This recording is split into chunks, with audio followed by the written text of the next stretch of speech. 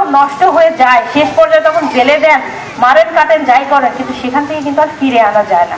তো শুরু থেকেই লাগামটা টেনে ধরেন, একটা নির্দিষ্ট শাসনের মধ্যে দিয়ে বড় করেন। আপনারা মনে করেন যে আমার একটা মাত্র ছেলে, শাসন করলে একটা মোটরসাইকেল কিনে যাচ্ছে, না হলে গাছে উঠে লাফ দিবে, আত্মহত্যা করবে, এগুলোতে প্রশ্রয় দিন না।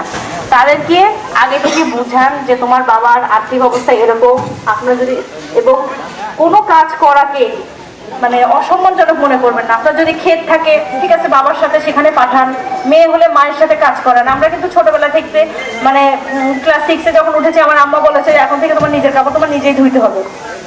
সন্ধ্যাবেলা 4টা বাজলে 5টা বাজলে কাপড় শুকায় গেলে সেগুলো বাসায় নিয়ে এসে তুমি গুছায় রাখবা, এটাই তোমার কাজ। তো ওইভাবে কিন্তু নিজেকে সাথে রাখতে হয়, তাহলে কি হয়, তারা বাবা মার কষ্টটা বোঝে।